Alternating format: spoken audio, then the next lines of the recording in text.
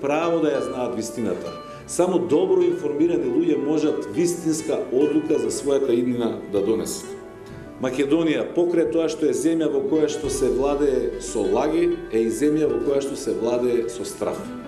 Че оваа власт се служи со закани, со притисоци, со уцени, со заплашувања на секој човек.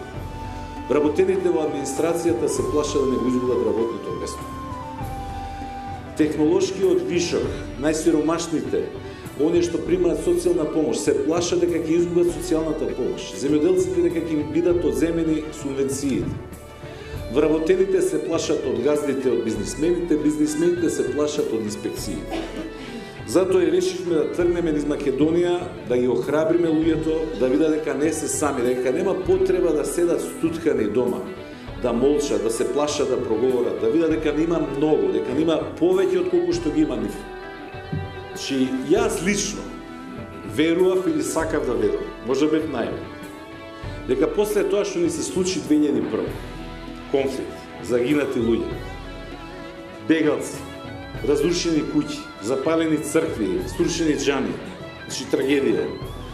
После сето тоа, после рамковниот договор, дека сите научивме во оваа земја дека не смееме да се играме и да се коцкаме со она од што зависи стабилноста, ја би рекол и опстанокот на оваа земја, како и опстанокот на секоја земја со мешано етничко или од религиски аспект на населението. И навистина изгледаше дека тоа е нешто што ќе го оставиме позади нас. Дека све сме извлекле pouка, дека сме научиле нешто од сета таа работа. И нашиот став како политичка партија е јасен. Никого не подпалуваме, напротив, секогаш повикуваме дајте, стишете и страстите. Никому добро меѓуетнички тензии не може да донесе. Меѓутоа најодговорни се институциите на системот. Тие треба да ги спречат превентивно, ако веќе ќе се случаат, да ги откријат виновниците, брзо да ги санкционираат, за да не ги охрабруваат другите.